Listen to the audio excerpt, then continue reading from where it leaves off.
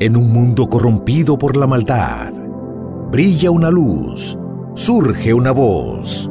Abba, Padre. Abba, Padre. Abba, Padre. Queremos escuchar tu voz. Abba, Padre. Abba, Padre. Dame tu espíritu, Señor. Abba, Padre. Abba, Padre. Queremos escuchar tu voz. Y ya con ustedes, sus anfitriones. Bienvenidos hermanos, estamos aquí un viernes finalizando nuestro programa Abba Padre Internacional. En el día de hoy hay muchas cosas interesantes para ti, así que presta atención a todo lo que el Señor quiere decirte a través de cada uno de los hermanos que te tendrán un tema importante para impactar tu vida. Vamos a pedirle al Espíritu Santo que nos llene de su amor y de su poder. Y démosle la bienvenida al Espíritu Santo, que también está aquí con nosotros en este programa Abba Padre. Bendigamos al Señor y pidamos su Espíritu Santo.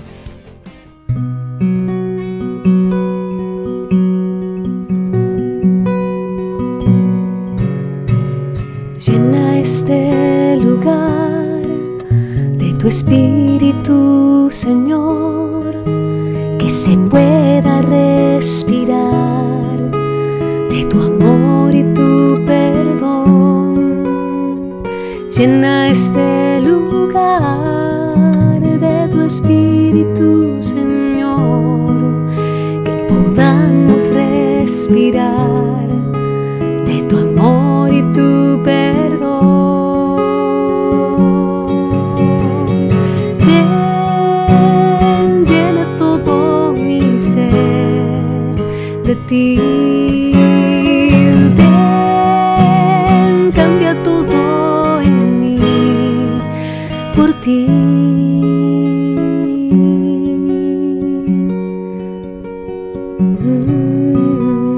Pidamos al Espíritu Santo que cambie todo nuestro ser, que lo transforme, que lo llene. Ven, llena todo mi ser de ti. Ven, cambia todo en mí por ti. Llena este lugar de tu Espíritu, Señor, que se pueda respirar de tu amor y tu perdón. Llena este lugar de tu Espíritu, Señor, que podamos respirar de tu amor y tu perdón. pídelo, pidamos. Ven, llena todo mi ser de ti. Ven, cambia todo en mí por ti. Ven, llena todo mi ser de ti.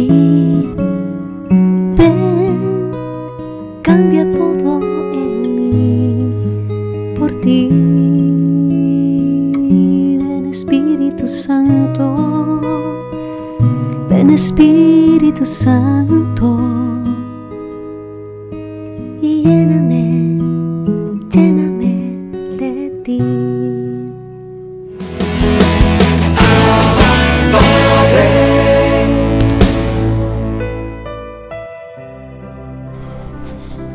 Reflexionamos la lectura del Santo Evangelio según San Juan capítulo 15, versículo del 1 al 8. En aquel tiempo dijo Jesús a sus discípulos: Yo soy la verdadera vid y mi Padre es el labrador. a todo sarmiento que no da fruto en mí, lo arranca, y a todo el que da fruto, lo poda, para que dé más fruto. Vosotros ya estáis limpios por la palabra que os he hablado. Permaneced en mí y yo en vosotros. Como el sarmiento no puede dar fruto por sí, si no permanece en la vid, así tampoco vosotros si no permanecéis en mí. Yo soy la vid, vosotros los sarmientos. El que permanece en mí, yo en él, ese da fruto abundante. Porque sin mí no podéis hacer nada. Al que no permanece en mí lo tiran fuera, como el sarmiento, y se seca. Luego los recogen y los echan al fuego y arden. Si permanecéis en mí, mis palabras permanecen en vosotros, pedid lo que deseáis y se realizará. Con esto recibe gloria a mi Padre, con que deis fruto abundante, así seréis discípulos míos. Esto es palabra del Señor. Hermanos míos, esta es una de las parábolas de Jesús en el cual nos enseña que nosotros, si queremos dar fruto, lo necesitamos a Él. Nosotros pudiéramos hacer muchas cosas, muchas obras piadosas y buenas por nosotros mismos, pero no tendrían todo el mérito, toda la amplitud de capacidad que tenemos si la unimos a Él. Porque al Él ser Dios, sus méritos son infinitos, los méritos de nosotros son finitos, pero cuando nos unimos a Él, nuestros méritos unidos a los suyos se vuelven infinitos. Por eso Él nos llama y nos pide que estemos unidos a Él, porque todo lo que nosotros hagamos unido a Él tiene más valor delante de la presencia de nuestro Padre Dios. Otra cosa importante es que Él nos invita a permanecer siempre en Él, porque si permanecemos en Él, Él va a permanecer en vosotros. O sea, nos está haciendo una promesa. Mientras ustedes estén conmigo, yo voy a estar con ustedes. Otra cosa importante también es que hace una referencia aquí a que si estamos en Él, pues daremos más fruto, o sea, más fruto en abundancia. Y que el que no permanece en Él, o sea, que no está en Cristo Jesús, pues lo tiran al fuego y arden, haciendo una referencia al infierno, palabra que hoy en día algunos la tienen como literaria, algunos piensan que es algo para dar miedo y que no existe, es algo simbólico, pero no, el infierno es algo muy real y que existe. Ya quizá en otro momento, quizá momentos de teología, en algún momento como estamos desarrollando el credo, tocaré el tema sobre el infierno, el de su existencia y eso, así que espérenlo por ahí eso. Y otra cosa que nos dice aquí importantísimo: si permanecéis en mí y mis palabras permanecen en vosotros, pedid lo que deseáis y se realizará. Otra más cosa que nos dice el Señor, que si estamos en Él, permanecemos en Él, todo lo que nosotros pidamos se va a realizar, porque con eso recibe gloria a su Padre, porque nosotros demos fruto abundante y así seremos sus discípulos. Así que, hermanos míos, Jesús te llama hoy y te invita a que permanezcas en Él.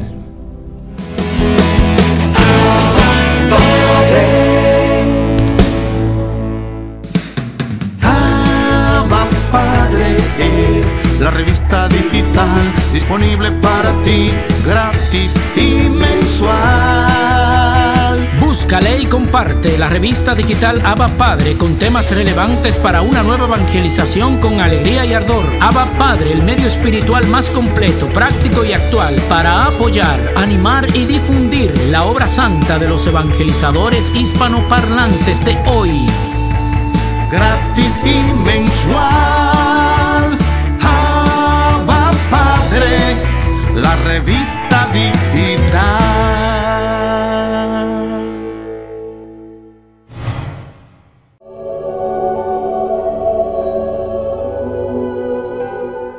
Santa Brígida, viuda y fundadora del año 1373. Brígida significa fuerte y brillante. Esta mujer tuvo la dicha de nacer en una familia que tenía como herencia de sus antepasados una gran religiosidad. Sus abuelos y bisabuelos fueron en peregrinación hasta Jerusalén y sus padres se confesaban y comulgaban todos los viernes, y como eran familias de los gobernantes de Suecia, tenían muchas posesiones y empleaban sus riquezas en construir iglesias, conventos y ayudar a cuantos pobres encontraban. Su padre era gobernador de la principal provincia de Suecia. Nació Brígida en Uppsala, Suecia, en 1303. De niña su mayor gusto era oír la mamá leer libros de vida de santos. Cuando apenas tenía 6 años, ya tuvo su primera revelación. Se le apareció a la Santísima Virgen a invitarla a llevar una vida santa, totalmente del agrado de Dios. En adelante, las apariciones celestiales serán más frecuentísimas en su vida, hasta tal punto que llegó a ser y creer que se trataba de alucinaciones o de falsas imaginaciones. Pero consultó con el sacerdote más sabio y más famoso de Suecia, y él, después de estudiar determinadamente su caso, le dijo que podía seguir creyendo en esto, pues eran mensajes celestiales. Cuando tenía 13 años asistió a un sermón de Cuaresma predicado por un famoso misionero, y este santo sacerdote habló tan emocionantemente acerca de la pasión y muerte de Jesucristo que Brígida quedó totalmente entusiasmada con nuestro Redentor. En adelante, su devoción preferida será la de Jesús crucificado. Un día, rezando con todo el fervor delante del crucifijo muy chorreante de sangre, le dijo a nuestro Señor: ¿Quién te puso así? Y oyó que Cristo le decía: los que desprecian mi amor, los que no le dan importancia al amor que yo les he tenido. Desde ese día se propuso hacer que todos los que trataban con ella amaran más a Jesucristo. Su padre la casó con Ulf, hijo de otro gobernante. Tuvieron un matrimonio feliz que duró 28 años. Sus hijos fueron 8, 4 varones y 4 mujeres. Una de sus hijas fue Santa Catalina de Suecia. Un hijo fue religioso, otros 2 se portaron muy bien, y Carlos fue un pícaro que la hizo sufrir toda la vida. Solo a la hora que él se iba a morir, logró la santa con sus oraciones que él se arrepintiera y pidiera perdón de sus pecados a Dios. 2 de sus hijas se hicieron religiosas y otra fue la oveja negra de la familia, que con sus aventuras nada santas martirizó a la buena madre. Fue pues una familia con muchas otras, y gente muy buena y gente que hace sufrir. Brígida era la dama principal de las que colaboraba con el rey y la reina de Suecia, pero en el palacio se dio cuenta de que se gastaba mucho dinero en lujos y comodidades y explotaba al pueblo. Quiso llamar la atención a los reyes, pero esto no le hicieron caso. Entonces pidió permiso y se fue con su esposo en peregrinación a Santiago de Compostela, en España. En el viaje enfermó Ulf gravemente. Brígida oró por él y en sueños se le apareció San Dionisio a decirle que se le concedía la curación con tal de que se dedicara a una vida santa. El marido curó y entró de religioso cisterciense, y unos años después murió santamente en el convento. En una visión oyó que Jesús crucificado le decía: yo en la vida sufrí pobreza y tú tienes demasiados lujos y comodidades. Desde ese día Brígida dejó todos sus vestidos elegantes y empezó a vestir como la gente pobre. Ya nunca más durmió en camas muy cómodas, sino siempre sobre duras tablas, y fue repartiendo todos los bienes entre los pobres, de manera que ella llegó también a ser muy pobre. Con su hija Santa Catalina de Suecia se fue a Roma y en esa ciudad permaneció 14 años dedicada a la oración, a visitar y ayudar enfermos, y a visitar como peregrina orante muchos santuarios y a dictar sus revelaciones que están contenidas en 8 tomos. Sufrió muy fuertes tentaciones de orgullo y sensualidad. Desde Roma escribió a muchas autoridades civiles y eclesiásticas y al mismo sumo pontífice, que en ese tiempo vivía en Avignon, Francia, corrigiendo muchos errores y repartiendo consejos sumamente provechosos. Sus avisos sirvieron enormemente para mejorar las costumbres y disminuir los vicios. Por intervención del cielo, fundó la comunidad de San Salvador. El principal convento estaba en la capital de Suecia y tenía 60 monjas. Ese convento se convirtió en el centro literario más importante de su nación en esos tiempos. Con el tiempo llegó a tener 70 conventos de monjas en toda Europa. se fue a visitar los santos lugares donde vivió, predicó y murió nuestro Señor Jesucristo, y allá recibió continuas revelaciones acerca de cómo fue la vida de Jesús. Las escribió en uno de los 8 tomos de sus revelaciones y son muy interesantes. En Tierra Santa parecía vivir en éxtasis todos los días. Al volver de Jerusalén se sintió muy débil y el 23 de julio del 1373, a la edad de 70 años, murió en Roma con gran fama de santidad. A los 18 años de haber muerto, fue declarada santa por el sumo pontífice. Sus revelaciones eran tan estimadas en su tiempo que los sacerdotes las leían a los fieles en las misas. Su vida es recordada el 23 de julio de cada año para recordarnos que tú y yo también podemos, aún en nuestros matrimonios, agradar a Dios y tener una vida en santidad, pero sobre todo, tener dones y gracias celestiales. Que Dios te bendiga.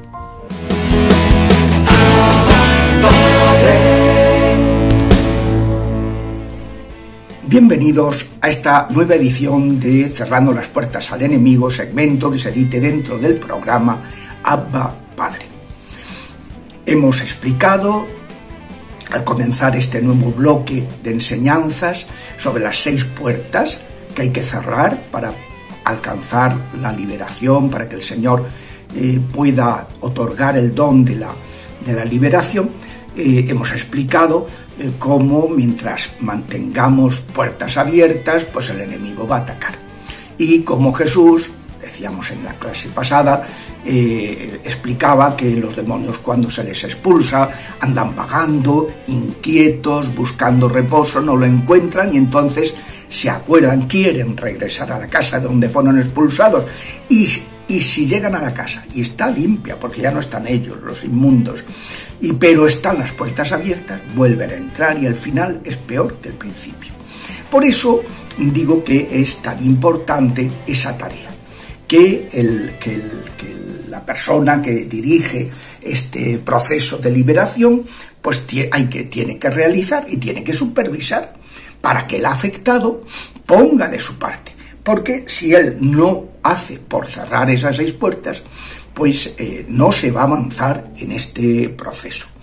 Entonces, pues es como, no sé, como si tú tienes una mala hierba y simplemente la cortas, le pegas y no sacas la raíz, pues vuelve a resurgir porque no se ha ido a la raíz. Entonces, uno tiene que tenerlo muy claro.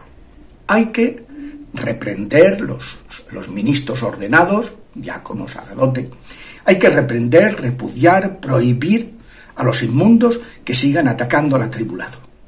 Y hay que mandarles que se vayan de su cuerpo, que dejen de afectarle.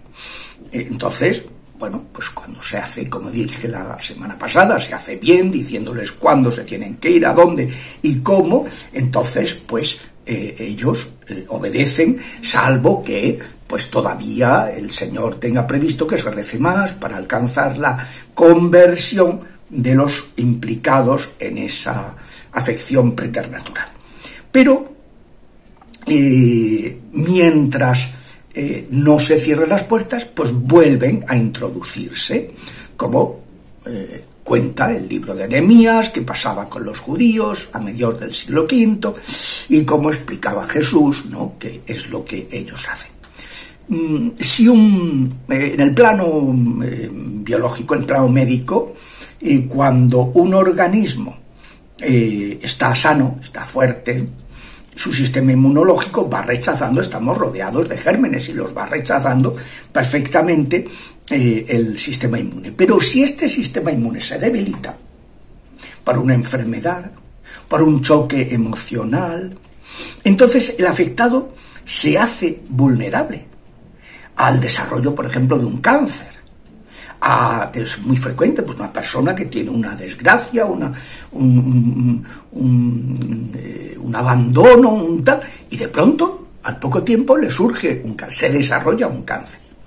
Hasta ese momento, pues su sistema inmunológico tenía retenido, a lo mejor él tenía una predisposición a desarrollar determinado tipo de cáncer, pero no se había producido hasta que no baja las defensas, hasta que no la persona se vuelve vulnerable. Por eso es tan importante cuando se recibe a una persona que te declara que está sufriendo, hacer una historia clínica adecuada. Igual que en psicología, siempre digo que muchas de las corrientes psicológicas actuales, pues sí, obtienen efectos, pero no te curan. Por ejemplo, la corriente cognitivo-conductual.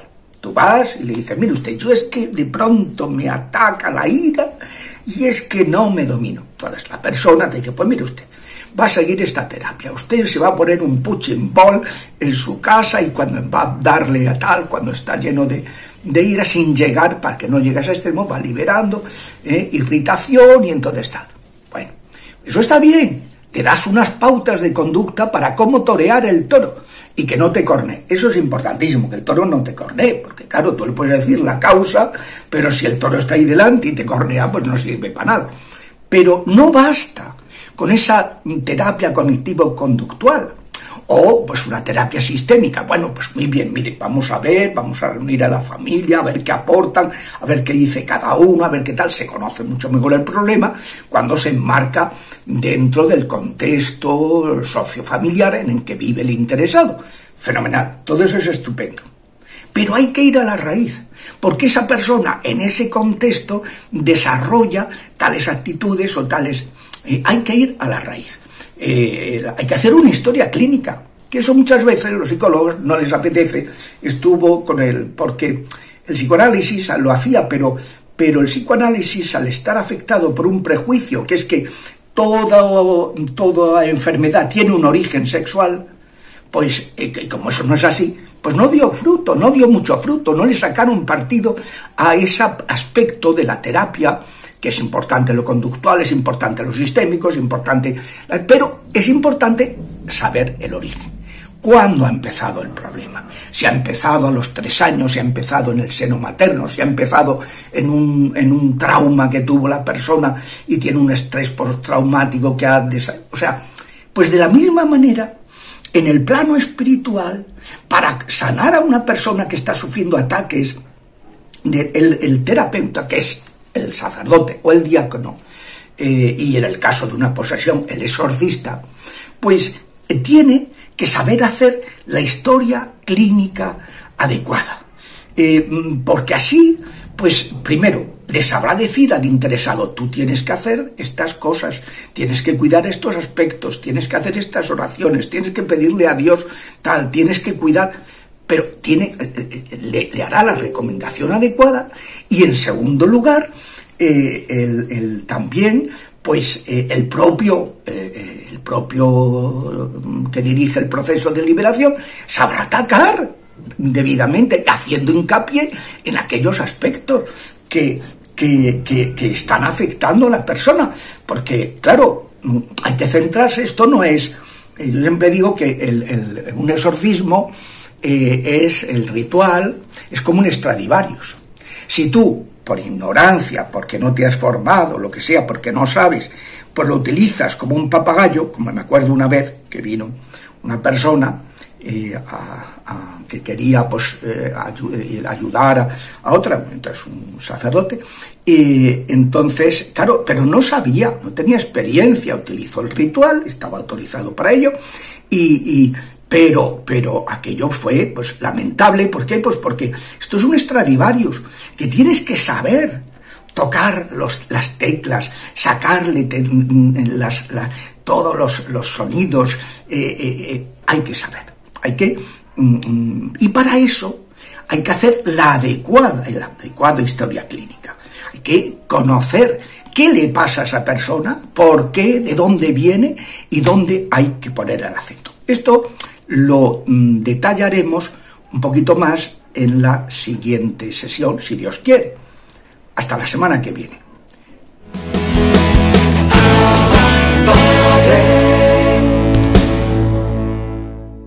Bienvenidos una vez más a Momentos de Teología. Habíamos comenzado a hablar sobre la Santísima Virgen María. Tocamos varios de sus dogmas. Y en el caso de hoy, pues vamos ya a resumir todo este tema sobre ella. De la descendencia de Eva, Dios eligió a la Virgen María para ser la madre de su Hijo. Ella es la llena de gracia, la que Charitomene. Es el fruto más excelente de la redención. Desde el primer instante de su concepción fue totalmente preservada de la mancha del pecado original y permaneció pura de todo pecado personal a lo largo de toda su vida. Ya habíamos explicado el tema de la Inmaculada Concepción, de cómo ella fue preservada. Fue una salvación, una redención preservativa, de manera que ella no se llegó a ensuciar. Nosotros nos ensuciamos y su redención nos limpia. Ella, antes de que se fuera a ensuciar, pues fue redimida. Mucha gente dice, pero ¿cómo va a ser si Jesús fue? Yo creo que no lo llegué a explicar, porque dicen Jesús murió después, no antes de ya nacer. Entonces, ¿cómo lo pudo redimir si Jesús no había...? Lo que pasa, mis hermanos, es que la redención, cuando ocurre, el hecho de la redención rompe con espacio y tiempo. Es decir, todo lo que Jesús por eso puede aplicar, o sea, Dios está fuera del tiempo. El tiempo, a ver, imagínense que todo esto aquí es el universo creado. Y ahí dentro de este universo creado está el tiempo y el espacio. Las cosas suceden aquí adentro, tienen cronometrado su inicio y su final. Dios está fuera de eso. Dios está fuera del tiempo. Y Dios al mismo momento puede ver el inicio del mundo como puede ver el final, como puede vivir el ahora. ¿De acuerdo? Entonces Él puede tranquilamente coger esos méritos de Jesús y aplicarse a la Santísima Virgen María. Puede aplicarlo porque Él está fuera del tiempo. Es una manera gráfica para que entiendan eso, de ese poder que tiene Dios de aplicar esos méritos en María. Otra cosa importante es que María es verdaderamente la Madre de Dios, porque es la Madre del Hijo Eterno de Dios, hecho hombre, que es Dios mismo. Por eso ella es la Madre de Dios. Ella es madre de esa persona que es Jesús, que es Dios. Se cae de la mata. No sé por qué hay gente que le da vuelta todavía a eso, de cómo que Madre de Dios. ¿Jesús no es Dios? Sí, pues entonces es la Madre de Dios. María fue virgen al concebir a su hijo. Fue virgen durante el embarazo y virgen en el parto. Virgen después del parto, por eso es siempre virgen.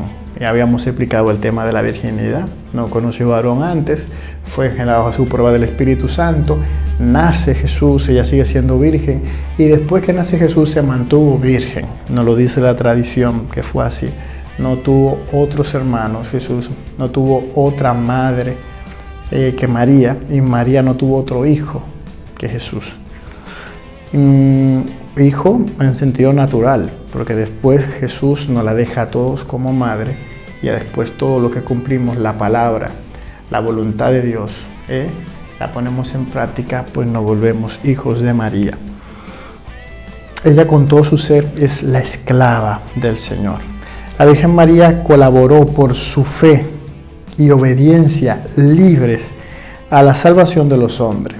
Ella anunció su fiat secundum verbum tuum, ocupando el lugar de toda la naturaleza humana. Por su obediencia ella se convirtió en la nueva Eva, madre de todos los vivientes, en la gracia. María se convierte en eso, cumplió ese designio. Ella es la figura más perfecta y ella es como la realización de la iglesia, por eso ella es como la tipografía, ella es tipo de la iglesia, o sea, como una imagen de lo que la iglesia está llamada a ser. Esa mujer obediente a Dios, que siempre le dice, hágase tu voluntad. Ella acoge esa palabra de Dios como la iglesia la acoge, la guarda en su corazón y vive meditando en ella.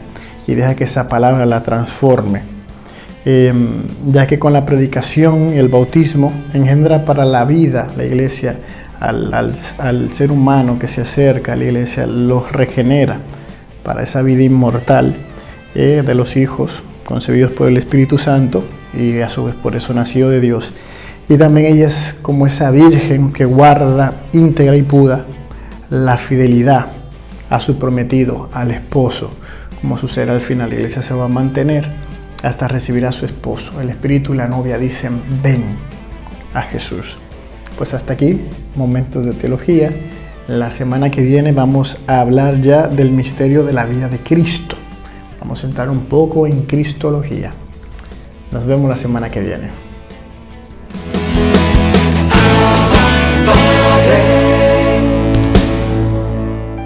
Vino Jesús con sus discípulos y se los llevó a un lugar aparte, a ellos solos. ¿Qué significa todo esto? Que todo aquel que quiera trabajar para la obra de Dios también necesita pasar tiempo en oración con el Señor. Si nosotros no nos dedicamos un espacio personal para estar con el Señor, entonces seremos malos pastores.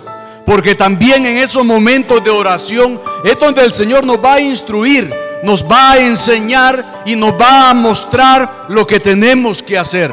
Por eso se los llevó, dice, a un lugar aparte, a un lugar solitario, para instruirlos. Se los llevó, dice, a descansar. ¿Y qué significa ese descansar? Significa estar con el Señor. Si nosotros queremos ir por todos lados anunciando a Cristo, sirviendo a los hermanos, pero si no le dedicamos tiempo a la oración para estar con el Señor, todo eso que usamos el nombre de evangelización se convierte en activismo. Y el activismo, ¿qué provoca en nosotros? Cansancio, también enfermedades en el cuerpo. ¿Por qué? Porque estamos trabajando solamente con la fuerza humana y no con el poder del Espíritu Santo. Y ese es el peligro que a veces uno puede correr. ¿De qué? De convertirnos en activistas y no en verdaderos evangelizadores y no en verdaderos pastores, como lo pide la palabra hoy. Por eso dice que se los llevó a un lugar tranquilo a descansar, aunque cuando ellos llegaron a ese lugar ya los esperaba una multitud allí. Y encontramos algo importante también, y es de que el Señor dice que vio a toda esa gente allí como oveja sin pastor. Los apóstoles miran una gran cantidad de gente allí que lo sigue, pero el Señor tiene otra mirada de la vida. Mira a una multitud, dice, como ovejas sin pastor. Y cuando dice que mira a toda esa gente como ovejas sin pastor, está diciendo que el Señor mira el corazón de cada uno de nosotros. Los discípulos miraban un montón de gente, pero el Señor mira el corazón de esa cantidad de gente que está allí. Y por eso dice que estaban como ovejas sin pastor. Y cuando nosotros escuchamos ovejas sin pastor, es fácil pensar en otras personas. Es fácil pensar en aquellos que están sumergidos en el vicio de la droga, del alcohol, de la prostitución. Es fácil pensar en aquellas personas que han entregado su vida a Satanás. Cuando escuchamos esa palabra, ovejas sin pastor, podemos pensar en todas esas personas. Pero mucho cuidado, porque nosotros también, a pesar de estar en la iglesia, a pesar de estar sirviendo en la iglesia, a pesar de conocer la palabra, podemos ser también ovejas sin pastor. Y cuando yo soy una oveja sin pastor, aún cuando estoy sirviendo a Dios, cuando yo me dejo llevar por la razón y no por lo que dice el Espíritu Santo, cuando yo desobedezco a mis autoridades religiosas, me estoy convirtiendo en oveja sin pastor. Cuando yo quiero hacer lo que a mí me da la gana y no lo que Dios me pide, me estoy convirtiendo en oveja sin pastor. Cuando a pesar de que vengo a la iglesia a darme golpes en el pecho, pero no soy capaz de perdonar, me estoy convirtiendo en oveja sin pastor. Cuando yo voy provocando escándalos ante los demás, me estoy convirtiendo en oveja sin pastor. Entonces no podemos decir que solamente aquellos que están sumergidos en el mal son ovejas sin pastor. Nosotros también, cuando nos dejamos invadir por la soberbia, nos convertimos en ovejas sin pastor. Y eso fue lo que el Señor vio en toda esa gente que le rodeaba. Seguramente que todas esas personas que buscaban al Señor, que seguían al Señor, seguramente que no todos tenían algún vicio o alguna dificultad. Muchos de ellos iban porque en verdad necesitaban escuchar una palabra de aliento, de fortaleza, de consuelo. Y por eso el Señor dijo, pues, ovejas sin pastor. ahí está la misión de cada uno de nosotros. Porque el verdadero pastor es aquel que se va asemejando a la vida de nuestro Señor Jesucristo. El verdadero pastor es aquel que intenta cada día crecer un poquito más en santidad. El verdadero pastor es aquel que es consciente que por sí solo no puede hacer nada, sino por la gracia del Espíritu Santo que lo usa, que lo acompaña al momento de dirigirse a sus hermanos. A eso debemos de buscar, de interesarnos en que nuestra vida vaya marcada por la palabra de Dios. En otras palabras, el verdadero pastor es aquel que sabe estar a los pies de su maestro. Por eso se lo llevó, dice, a un lugar solitario, porque ahí justamente a los pies del verdadero maestro, del verdadero pastor, al pastor de pastores, es ahí donde nosotros podemos aprender esa sabiduría de él, para ser pastores de almas, y ustedes, padres de familia, pastores de sus hijos. Y tanto usted como yo vamos a dar cuentas a Dios de las ovejas que se nos han encomendado. No quiere que el día de mañana sus hijos le saquen canas blancas, amarillas, verdes y de todos los colores que hay. Sea buen pastor, sea buen pastor. Y eso es para mí también, porque somos responsables de las ovejas que se nos han encomendado. Pero no podemos conducir a esas ovejas al encuentro con el Señor si primero nosotros no nos llenamos de Dios, si primero nosotros no buscamos estar a solas con el verdadero pastor.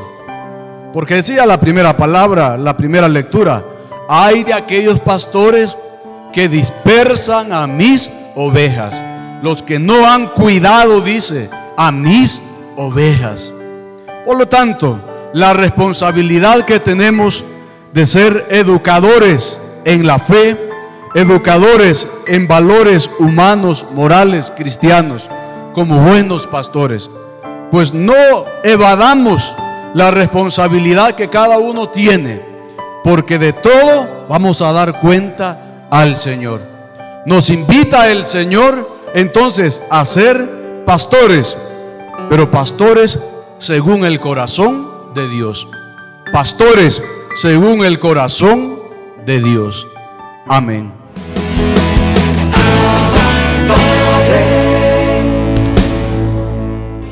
Saludos, amados hermanos, que el amor del Padre, la paz del Hijo y el fuego del Espíritu Santo esté con cada uno de ustedes, y bienvenidos sean todos a este nuevo segmento de Redescubriendo los dones y los carismas. Como es de costumbre, vamos juntos a repetir: creo en el Espíritu Santo, Señor y dador de vida, que procede del Padre y del Hijo, que con el Padre y el Hijo recibe una misma adoración y gloria, y que habló por los profetas. Dice la palabra de Dios en el Evangelio según San Lucas, capítulo 12, versículo 49. Yo he venido a traer fuego sobre la tierra, y cómo desearía que ya estuviera ardiendo. Palabra de Dios. En esta nueva sección de Redescubriendo los dones y los carismas, como dijimos en el pasado programa, vamos a estar explorando primero de dónde nacen, cuál es la fuente de la cual brotan los dones y los carismas. Y para poder entender de dónde brotan los dones y los carismas y cómo yo puedo obtener los dones y los carismas, porque muchas personas me han escrito y me han dicho: Moisés, ora para que Dios me dé este don, ora para que Dios me dé este carisma, ora, pídele al Señor que yo pueda utilizar, que Él me pueda utilizar a mí en este carisma o en este don específico. Y muchos incluso me han preguntado: ¿cómo puedo desarrollar X o Y don o carisma? Pero para poder entender todas estas interrogantes que estos hermanos me hacen, me escriben, y que también invito a usted, ¿verdad?, que también se puede conectar conmigo por medio de Facebook, me puede buscar Moisés Ríos Pérez o por medio de YouTube, que le invito a que se suscriba a mi canal. Tenemos que entender que la Renovación Carismática Católica desde sus inicios ha entrado en una espiritualidad que nosotros le llamamos la espiritualidad carismática.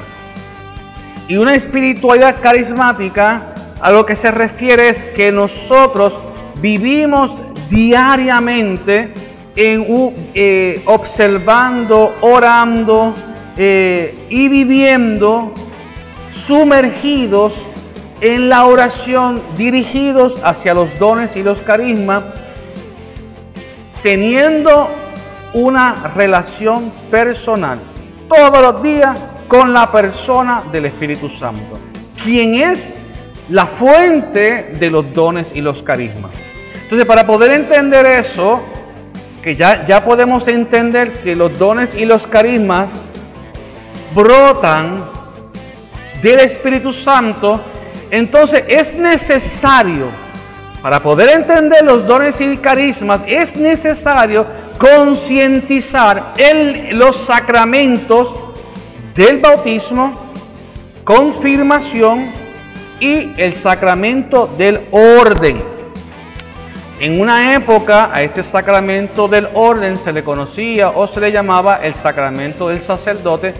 No obstante, ese no es el nombre correcto, porque el sacerdocio es uno de los ministerios que se reciben en el sacramento del orden. Y vamos a estar hablando de eso un poco más adelante. Así que ya que en cada uno de estos sacramentos, el bautismo, la confirmación y en el sacramento del orden, recibimos a la persona del Espíritu Santo y la prolongación de nuestro bautismo sacramental. En otras palabras, en nuestro bautismo sacramental recibimos a la persona del Espíritu Santo. En la confirmación, valga la redundancia, se confirma aquello que sucedió en mi vida en el bautismo, y nuevamente el obispo en el momento de la confirmación me da nuevamente, yo nuevamente recibo a la persona del Espíritu Santo en mi vida. En el sacramento del bautismo, el Espíritu Santo y ese sacramento me convirtió a mí en hijo de Dios, sacerdote, profeta y rey. Con el agua bautismal yo pasé a ser de criatura de Dios a hijo de Dios. Si no entendemos eso primero, estamos perdidos. Tenemos que entender que antes de yo haber sido bautizado, yo era una criatura de Dios. Dios me ama como criatura. Y eso lo podemos ver en el Evangelio según San Juan, capítulo 3, versículo 3. Jesús le dice a Nicodemo: te aseguro que el que no renace de lo alto no puede ver el reino de Dios. Nicodemo preguntó: ¿cómo un hombre puede nacer cuando ya es viejo? ¿Acaso puede entrar por segunda vez en el seno de su madre y volver a nacer? Jesús le respondió: te aseguro que el que no nace del agua y del Espíritu no puede entrar en el reino de Dios. Lo que nace de la carne es carne. Lo que nace del Espíritu es Espíritu, palabra de Dios. Entonces, lo que nos está diciendo el mismo Jesús es: cuando mi papá y mi mamá se amaron, mi mamá quedó embarazada de mí, dio a luz, yo nací dentro de mi condición humana como hijo de mi papá y de mi mamá. Ellos son mis padres humanos. Dios es espíritu. Por lo tanto, si yo quiero ser hijo de Dios, yo tengo que nacer al Espíritu. Por eso es que nosotros, los católicos, creemos en el bautismo de los niños. no importa cuán pequeño sea, hay que bautizarlo. ¿Por qué? Porque queremos que esa criatura deje de ser criatura, hijo humano de su papá y de su mamá, que pase a ser en el Espíritu Santo, cuando reciba el bautismo, hijo de Dios, y como hijos, herederos también del reino de los cielos. Entonces, lo primero que vamos a entender en este segmento es que el bautismo sacramental me hace a mí hijo de Dios, porque antes de yo ser bautizado, yo era criatura de Dios, nacido de lo humano. El bautismo sacramental, en virtud del sacerdote que me ordenó, me bautizó, o el diácono, o incluso algún obispo que me haya bautizado, ese día yo me convertí en hijo de Dios. Yo te quiero hacer una pregunta a ti. ¿Tú quieres que tu hijo, tú quieres que tu nieto sea hijo de Dios? Pues te invito a que fomentemos el bautizar a los niños sin ningún miedo, sin ningún temor, porque sabemos que el bautismo nos convierte en hijos de Dios.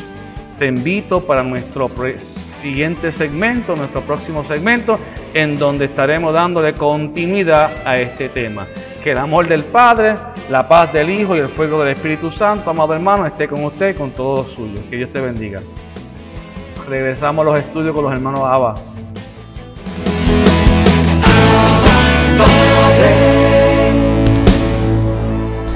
Mis hermanos, hemos finalizado el programa del día de hoy, volviéndote a motivar a que te suscribas a nuestro canal de YouTube, que te suscribas a nuestras redes sociales de Facebook, Instagram, Twitter.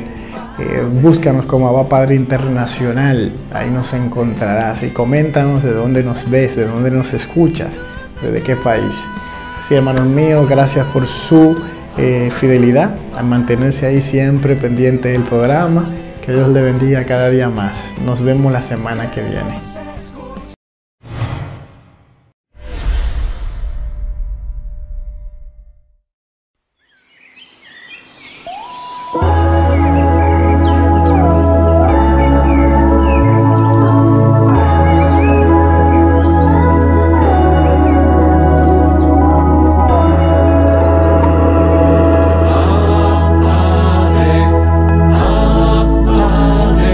Permite que por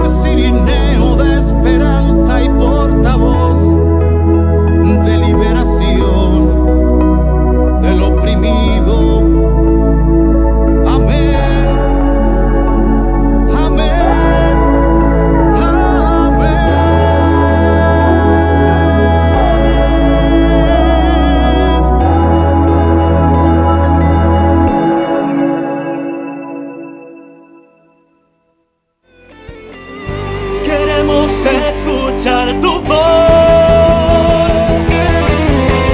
Abba, Padre, Abba, Padre. Envía tu Espíritu, Señor. Abba, Padre, Abba, Padre. Queremos escuchar